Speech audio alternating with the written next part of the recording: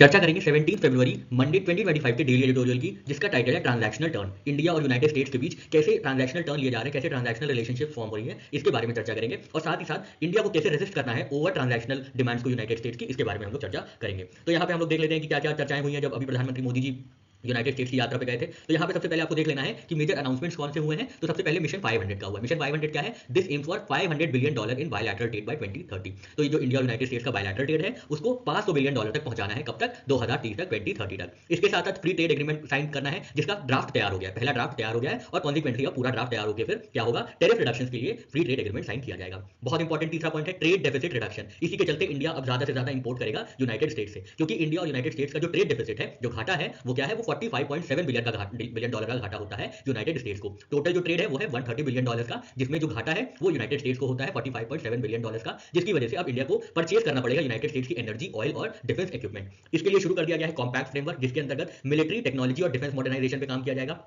नया इनिशिएटिव लिया गया है, ट्रस्ट नाम से याद रखिएगा, ट्रस्ट इनिशिएटिव, जिसको फॉर्मरली आईसीईटी नाम से बोला जाता था। ये फोकस करेगा सेमीकंडक्टर्स पे, क्वांटम कंप्यूटिंग पे, आर्टिफिशियल इंटेलिजेंस पे और साइबर सिक्योरिटी पे। ये तो हो गई यूनाइटेड स्टेट्स के फायदे की बात। अब इंडिया का क्या फायदा हुआ है? तो इंडिया का ये फायदा हुआ है कि 26/11 के मुंबई अटैक के सस्पेक्ट तहव्वुर राणा को एक्स्ट्राडाइट किया जाएगा बहुत जल्द। तो ये एक इंडिया का फायदा है। अब ट्रांजैक्शनल जो रिलेशनशिप हो रही है उसके स्ट्रेटेजिक और इकोनॉमिक चैलेंजेस क्या हैं? तो सबसे पहले इंडो पैसिफिक क्वाड जो है वो स्ट्रांग होगा, रीइंफोर्स होगा फॉर रीजनल सिक्योरिटी कोऑपरेशन। फिर काउंटर टैरिफ्स और रेसिप्रोकल टैक्सेस में इंडिया को कोई भी रियायत नहीं मिलेगी, और US already high tariffs impose करेगा इंडियन एक्सपोर्ट्स पे, जैसे कि स्टील और aluminium duties of 25% and 10% respectively. Deportation और इमिग्रेशन इशूज को लेकर काफी ज्यादा बातचीत हो रही है हमारे मीडिया में, तो आपको पता होगा यूनाइटेड स्टेट्स ने मेंटेन किया बहुत ही strict deportation policies for undocumented immigrants. जो भी वहां पे अनडॉक्यूमेंटेड इमिग्रेंट्स हैं उनको क्या किया जाएगा? जल्द से जल्द डिपोर्ट किया जाएगा। और अभी हाल में ही 100 इमिग्रेंट्स को यूनाइटेड स्टेट से डिपोर्ट किया गया है इंडिया में, और वो अमृतसर में अभी लैंड हुए हैं। और इसके बाद defence import versus indigenous production की बात होगी। यूएस आर्म्स बहुत भारी मात्रा में अगर इंडिया में आएंगे तो आत्मनिर्भर भारत को कैसे बैलेंस किया जाएगा।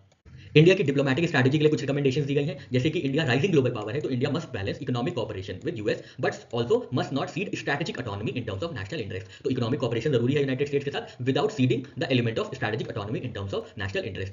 फिर नेविगेट करना होगा ट्रांजैक्शनल यूएस अप्रोच को। यूनाइटेड स्टेट्स के प्रेसिडेंट ट्रंप के आने के बाद अब बिजनेस फर्स्ट अप्रोच हो गए, जो कि यूनाइटेड इंडिया को तैयार रहना चाहिए पुश बैक करने के लिए जब भी जरूरी हो। अनजस्टिफाइड डिमांड्स इंपोज करने पे India must push back when necessary. Strategic self reliance develop करना होगा, ताकि ओवर डिपेंडेंसी ना हो यूनाइटेड स्टेट्स के टेक और डिफेंस इंपोर्ट्स पे। और साथ ही साथ यूनाइटेड स्टेट्स की जो कैपेबिलिटीज है in terms of semiconductor, AI and quantum computing, उसको भी इंडिया को लेवरेज करना पड़ेगा टू बिल्ड डोमेस्टिक कैपेबिलिटीज। आप बताइए और क्या क्या हो सकता है, क्या क्या और रिकमेंडेशन हो सकती है इंडिया की डिप्लोमेटिक स्ट्रैटेजी में।